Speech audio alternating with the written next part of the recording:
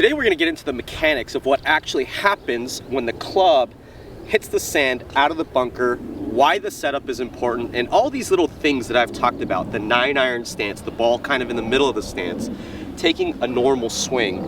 But this video here is going to explain it all. I see so many golfers, they always have the golf ball positioned too far up, their stance is too wide, and what that makes them do is kind of lift the club out of the bunker. A lot of great bunker players, if you watch them, they have a bigger backswing than a follow through for a reason. Now that's pretty advanced, and I'm going to kind of explain why. The club needs to be traveling a little bit more down and continue down into the sand longer for most amateur golfers. Amateur golfers, they make the mistake of they hit too far behind it, and the club's coming up, they either scull it or they swipe across it and completely miss the golf ball.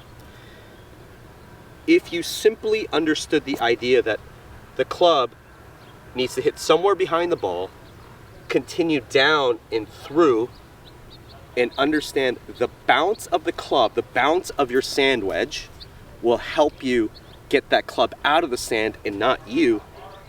It'll really help you understand the impact and why the setup is important. So, the importance of get the ball a little bit more in the middle of your stance. Don't get your hands too far back. That's another thing that promotes it up. Allowing the club to descend a little bit more. Very, very important. Okay, I'm gonna hit a shot for you here. Club face is going to be a little open.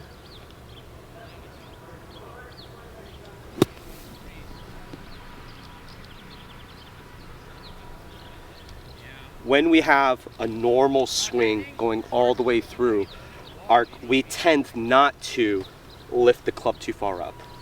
We tend to swing down and through the shot. When we get our right foot off the ground, we tend to hit down and through the shot.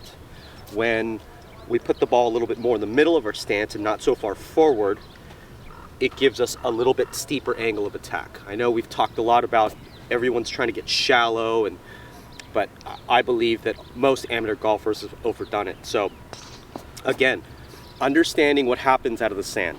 The club goes down a little bit behind the ball, continues down and through, really help you understand the bounce of the club and why all the setup things are important. Thanks for watching. We'll see you in the next video.